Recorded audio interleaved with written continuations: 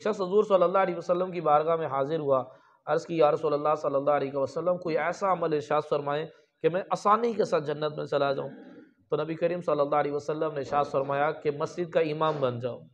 عرض کی اگر امام نہ بن سکوں تو؟ فرمایا مؤذن بن جاؤ، اذان دیا کرو۔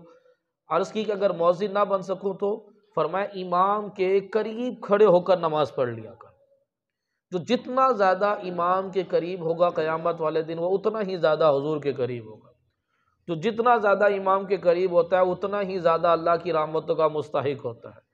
جو جتنا زیادہ امام کے قریب ہوتا ہے اس کو نماز کا ثواب بھی اتنا ہی زیادہ ہوتا ہے۔ جو بالکل عین امام کے پیچھے کھڑا ہوتا ہے اسے 100 نمازوں کا ثواب ملتا ہے۔ جو دائیں طرف ہوتے ہیں انہیں 75 نمازوں کا ثواب ملتا ہے۔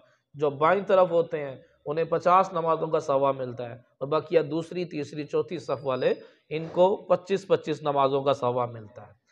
تو نبی پاک صلی اللہ علیہ وسلم نے ارشاد فرمایا اگر آسانی سے جنت میں داخل ہونا چاہتے ہو، امام بن جاؤ یا مؤذن بن جاؤ یا امام کے قریب کھڑے ہو کر نماز پڑھ لو، تو اذان دینے والا آسانی کے ساتھ جنت کے اندر داخل ہو جائے گا۔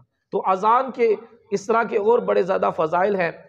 تو اذان صرف نماز کے لیے خاص نہیں ہے، اور بہت سارے موقعوں پر جو ہے وہ اذان دی جاتی ہے۔ جیسے کہ بچہ پیدا ہونے کے بعد اس کے دائیں کان میں اذان دی جائے گی اور بائیں کان میں اقامت کہی جائے گی۔ اسی طرح جہاں جنات وغیرہ جادو اسیب کا بہت زیادہ اثر ہو وہاں پر اذانیں دی جائیں، جنات جادو اسیب کا اثر ختم ہو جائے گا۔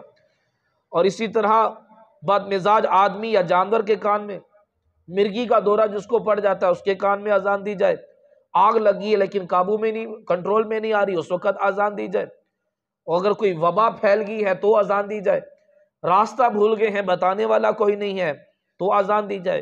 اور میت کو دفن کرنے کے بعد، میت کو قبر میں اتارنے کے بعد اذان دی جائے، کیونکہ میت کا امتحان ہے اور اس وقت شیطان کے وار ہوتے ہیں۔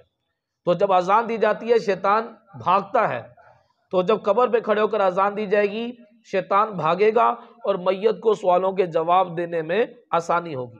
تو ان موقعوں پر جو ہے وہ اذان دی جاتی ہے۔ وبا پھیلی ہوئی ہے اذان دی جائے، جیسے کورونا کے دنوں میں پورے پاکستان میں رات کو ایک ٹائم فکس ہو گیا تھا اور اس میں اذانیں دی جاتی تھی، جس کا بڑا فائدہ ہوا کہ پاکستان میں کورونا کی وجہ سے اتنا زیادہ نقصان نہیں ہوا، اتنی زیادہ اموات نہیں ہوئی، کیونکہ بہت زیادہ کثرت سے پاکستان کے اندر جو ہے وہ اذانیں دی جا رہی تھیں، اور اذان دینے سے جو ہے وہ عذاب ٹلتا ہے اور وبا دور ہوتی ہے۔ تو بہرحال اذان دینے کی بڑی برکتیں ہیں۔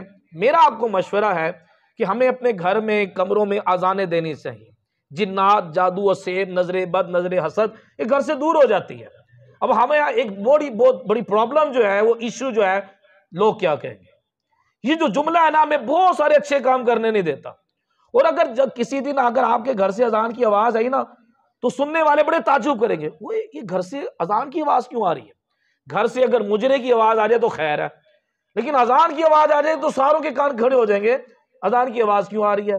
تو اب آپ بھی ڈرو گے کہ میں اذان دوں گا تو لوگ کیا کہیں گے۔ بھائی لوگوں سے نہ ڈریں، لوگوں کے پیچھے نہ پڑیں، اپنے گھر میں برکت داخل کریں، اپنے گھر سے جنات و شیاطین کو بھگائیں۔ اس کا بڑا آسان طریقہ گھر میں اذان دینے کا۔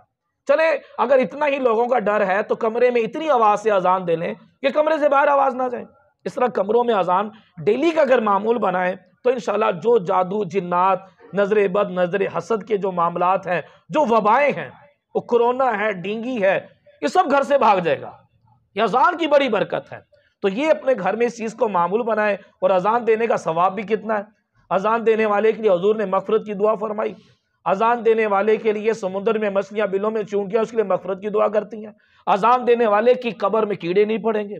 تو ہم گھر میں کھڑے ہو کر اذان دے کر اس کی برکتیں بھی حاصل کر سکتے ہیں اور ثواب بھی حاصل کر سکتے ہیں۔ اللہ پاک ہمیں عمل کرنے کی توفیق عطا